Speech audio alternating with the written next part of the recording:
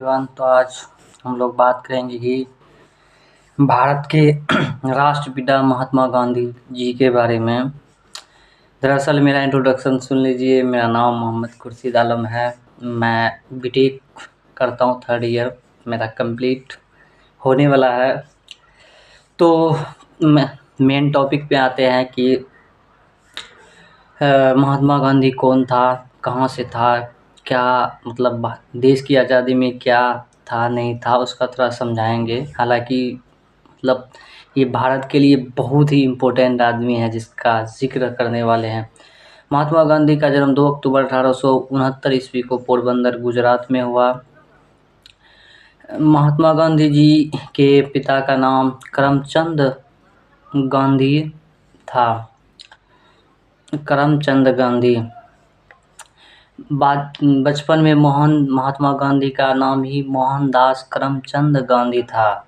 उसके माता का नाम पुतलीबाई।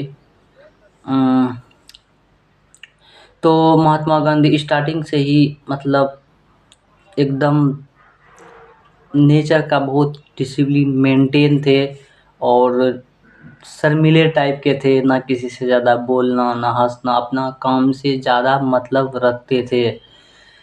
तो गांधी जी स्टार्टिंग से ही पढ़ने में तेज नहीं था, एवरेज थे, लेकिन उसका सोच काफ़ी पॉजिटिव था, लोगों के लिए अच्छा सोचता था। मतलब किसी के लिए मतलब होता है ना, दिल में नफ़रत नहीं, सबसे हंसता बोलता था, साधारण ज़िंदगी गुजारने पे ज़्यादा बिलीफ रखता था।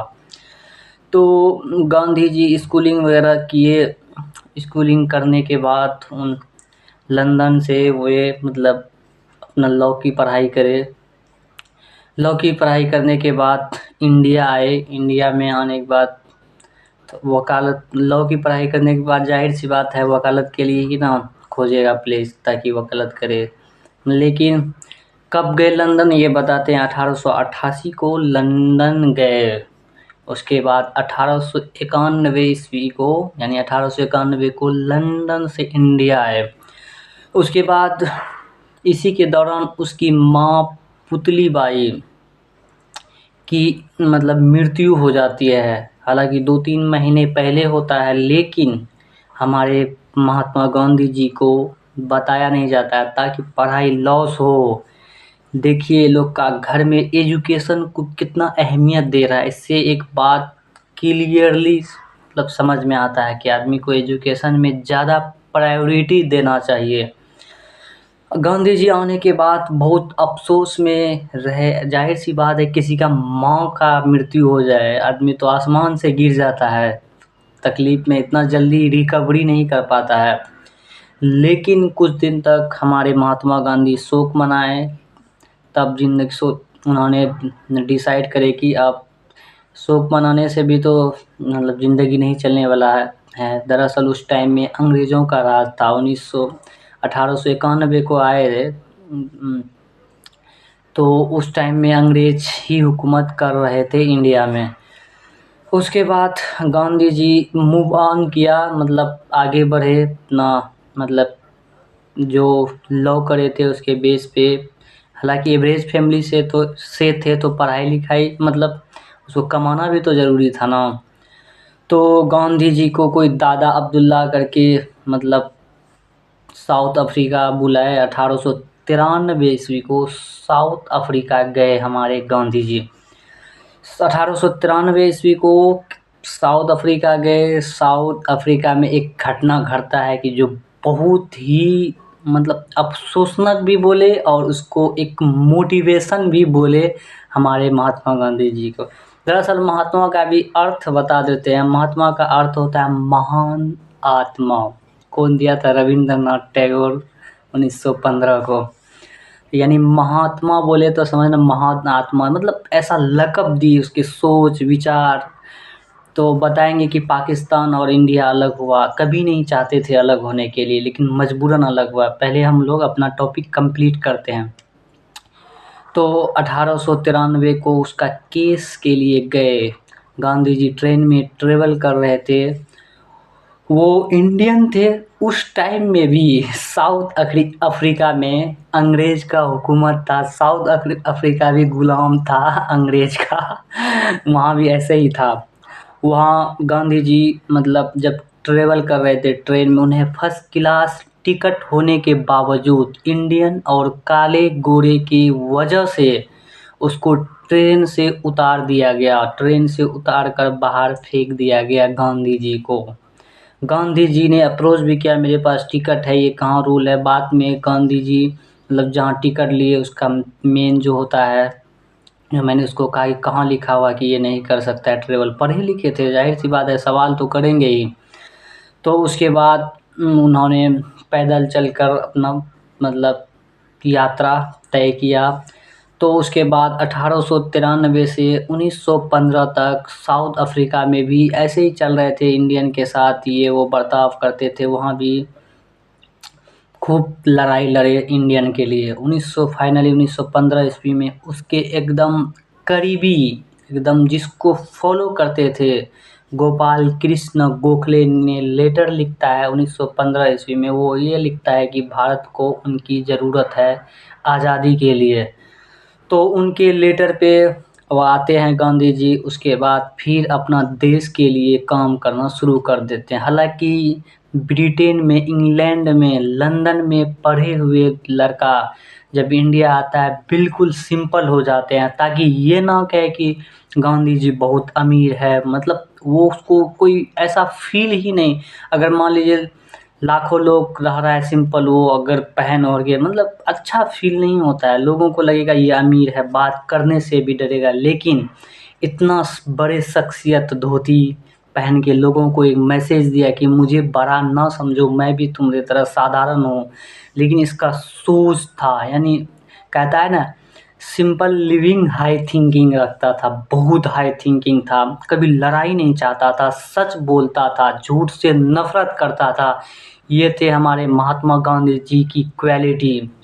उसका कहानी में इतना, जैसे मतलब लड़े जो, जैसे ब्रिटेन ला से यानी अंग्रेज हम लोग को गुलाम करके रखे थे, तो उसमें भी कोई कोई बोलता है कि भगत सिंह ये सबको फांसी हो गया। चाहे तो महात्मा गांधी जी रोका सकते थे, रोका सकते थे, लेकिन रोकाने के लिए पावर भी तो होना चाहिए।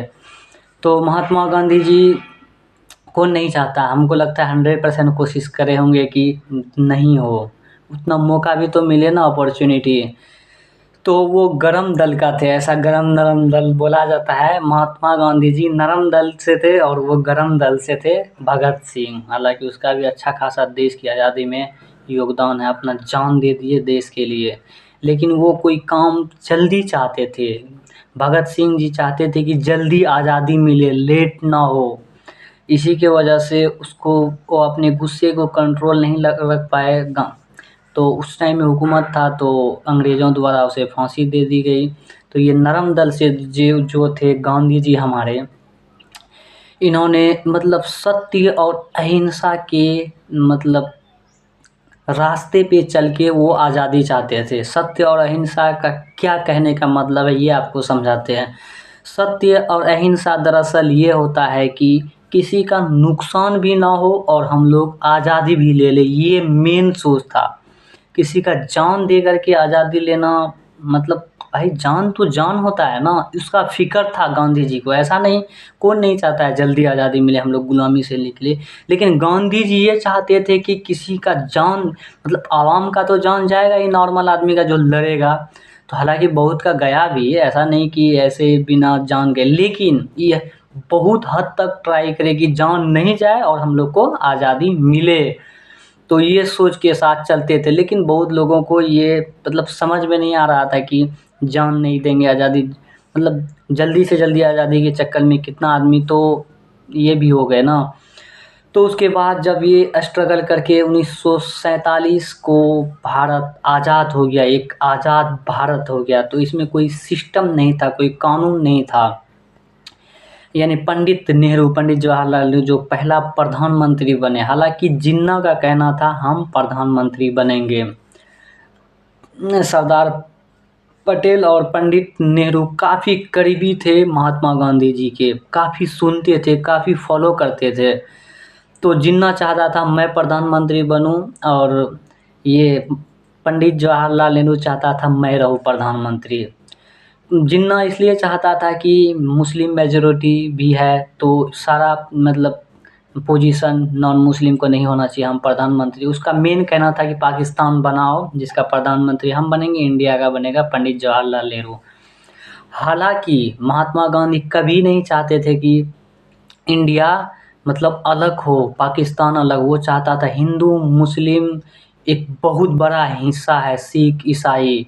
कभी कभी ये भी कह देते थे कि हम भी मुसलमान हैं, हम भी ये है, ताकि लोगों को ये नहीं लगे कि हम लोग अलग हैं, मिलजुल कर रहे हैं। लेकिन ये जिन्ना जो है ना, ये गधा बहुत ये करा है पाकिस्तान को अलग करने में। कितना अच्छा रहता पाकिस्तान हिंदुस्तान अलग रहता, लेकिन प्रधानमंत्री बनने के चक्कर में किस हथियार बना दिया देश। तो महात्मा गांधी जी भी अप्रोच करे थे कि मतलब पंडित जवाहर तुम छोड़ दो कुर्सी, जिन्ना को प्रधानमंत्री बनने दो, इंडिया का सब पद उन्हीं को दे दो ताकि अमन कायम रहे। इतना ट्राई करी, नींद नहीं आता था, बीमार पड़ जाते थे गांधी जी।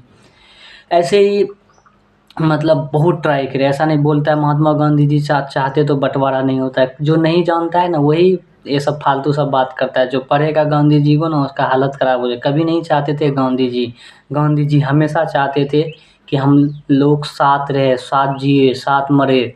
लेकिन क्या करें, सब अब एक साइड हो जाता तो अब क्या ही करना। लास्ट में हाँ भी नहीं बढ़े, लेकिन हो गया तो अब एक्सेप्ट। कितना दिन तो बीमारी रह गए थे गांधी जी। तो ऐसे ही किसी मीटिंग के दौरान गए गांधी जी, मतलब कोई मतलब कोर्ट से ऐसा मतलब फील कराए कि मैं आपका बहुत बड़ा फैन हूँ, बहुत बड़ा भक्त हूँ करके। वो गांधी जी के सामने आता है, उसका पैर छूने के बहाने मतलब गोली मार देता है। 3 गोली का इस्तेमाल करता है, गांधी जी का इंतकाल हो जाता है, यानी मृत्यु हो जाती है। गांधी जी 30 जनवरी 1948 ईस्वी को उसकी मृत्यु हो जाती है। कौन मारता है? नाथूराम गोडसे ने। ये गलीज आदमी मार देता है, इतना बड़ा शख्स को। तो मुझे सुनने के लिए शुक्रिया। आप नए हो तो सब्सक्राइब करो। तो thank you for watching in this video.